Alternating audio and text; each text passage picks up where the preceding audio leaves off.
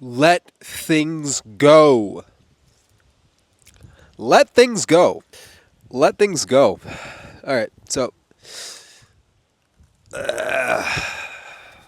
you can see I'm actually in a different space right now. We just got through the process of moving, and I want to talk to you guys about the importance of letting things go. If you're trying to manifest something, one of the things that I've noticed with clients that becomes like a really big issue for them is rehashing old stories, like saying the same things again and again and again and again and again and again and again and again and again and again and again, as if there's some merit or some freaking reward, like some cruel video game, by repeating the same thing and the same story over and over and over again, like they're going to get some sort of prize. No, no, that's not how it works. If you continue to repeat the same story, if you can continue to repeat what you don't like with an X, the things that you don't like, the things that you don't enjoy, if you keep saying that stuff, that's essentially the same emotion or the same creation that you're going to get again and again. And I was having a conversation uh, earlier yesterday with a couple of my clients, and one is a gentleman who's based in Mexico. Another one who's based out in California, another one who's based out in Portland, Oregon, and all of them, it's a very similar process for each of them. Even though their lifestyles, their situations are completely different, all three of them are dealing with a concept of someone who was very important to them in their intimate lives and wanting that person to change. Um, and when I talk to them, one of the core things that I've had to work through with them is to change their perspective and to clean out the way that they think about this person. Setting out new behavioral patterns by expecting new behaviors out of this person, even though they haven't shown any of these behaviors.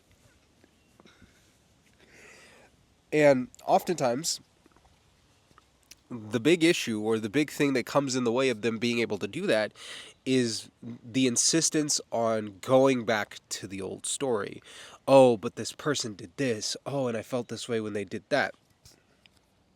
And what they're experiencing is very similar to what I'm experiencing right now. If you haven't noticed that, like, I'm really stuffy, my eyes are super watery. I got a freaking towel here because my nose is freaking running like crazy. The reason why is because we're moving. Well, we've been moving since the beginning of the new year, but we've been moving. And with moving, you pick up a lot of old stuff. A lot of old stuff. Things from the past. Like couches and boxes full of like notebooks. I have like tons and tons of bins of notebooks because I've been writing for years. And with all that stuff comes the things that cling to those old memories, those old things. Dust. And the stuff that clings to our old things affects us now. Even though I decided to bring these things to the home prior, the place was completely renovated. Like, I was talking to the neighbors, they're like, they completely gutted the place. They took out all of this stuff. They knocked down walls on the inside to open up the space. It was crazy. So it was clean as a whistle on the inside, but I decided to bring my old baggage in. Brought in the old couch because it's super comfy. I left it at my mom's down in South Florida. We had to go down there and go pick it up. I had to drive a huge thing with a huge trailer hitch on the back to get down there, and it was a whole thing. I'll probably tell you guys the story another time. But I drive and I pick this stuff up out of my mom's garage, and this stuff has been in my mom's garage since, I want to say, October 2023, so a little over a year. So the stuff that's in there, it it had a lot of dust, to say the least. A lot of dust sitting there. And I love the line that I gave, Stephanie, as we were driving up, that dust tends to collect in a place of neglect. If something is just left alone and neglected, dust will, accumulate. Dust will, you know, build up. And for me, I'm pretty sensitive. Like my eyes, my nose, my sinuses, they're very sensitive. So if I'm bringing up old stuff and I'm around that, it affects me a lot. And what we've had to do in the house is we I have like this like spray wet vacuum where you could like spray things and then vacuum the stuff out of it, like vacuuming the water out of it. It's really cool because you could go like wash you could wash things like couches and watch as like you suck out all of these like this dark chocolate milk looking stuff out of it. It's great.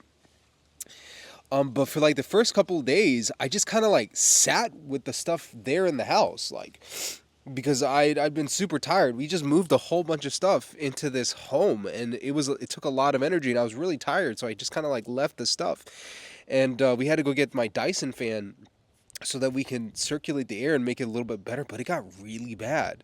The dust paired with the cold, it was messing with my heart, my chest. It was a mess.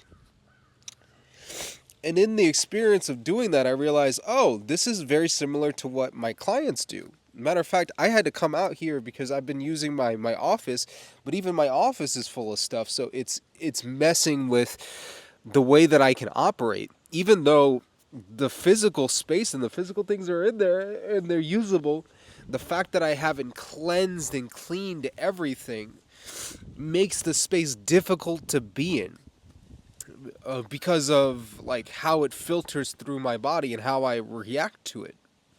And it's the same thing when we think about our memories. When we bring in those old things from the storage of our minds and we bring them to the present, where we start thinking about how our ex treated us, or how our other boyfriends or girlfriends treated us, or maybe our ex-wives or ex-husbands, maybe somebody else that you knew, maybe your mom or your dad, anybody, it doesn't matter, somebody who had a profound impact on you. If we bring those memories into our space, into our homes, that stuff has like accumulated emotions like dust, and it affects us now. I haven't been able to put out a video because I've been dealing with this stuff and like sneezing and like super watery red eyes, and I'm like, I didn't want to come on video with all that stuff. But after cleaning, which is what I do with a lot of my clients, doing the cleaning work, doing the forgiveness work. So you actually cleanse the memories, so you no longer think of them in the same way, and you can interact with these things in your space, your mental space. You no longer have the same issues. You don't have the same problems. And I recommend that to just about everybody, is that you go through the process and you don't put yourself into the same situation where you deal with these problems constantly. Because I've been spending days just dealing with it instead of actually not dealing with it. I've been spending days sitting in discomfort rather than doing the extra work of cleaning. And it's funny because that's what happens with a lot of clients when they come to me. They're doing the same thing. They're sitting in a state where their emotions are affecting their performance on a day-to-day basis, whether it's with their work or with their job or with their current relationships. It affects them. And until they make the decision that they want to clean and clear something out, they just kind of suffer in silence. And to be honest, I'm done suffering. So we cleaning everything out. We're making sure to clean everything out because we don't want to suffer. So if you're somebody who doesn't want to suffer, I guess you could check out this video right here, where I'm going to be talking about the cleaning and cleansing exercises so that you can remove any of the heavy emotions associated with whatever stuff you went through. And through the act of forgiveness and releasing that, you can actually think of those things from a different perspective and find yourself clean. Find your sinuses clear, where you can actually walk around the space and feel comfortable, safe, and connected with yourself in the life that you want. And if you have any questions, you could drop them down in the comments down below. And do one-to-one sessions, so you'll find the link for those down in the comments below as well. Not the comments, but the description below. Until next time, check out the video. I'll see you guys in the next one.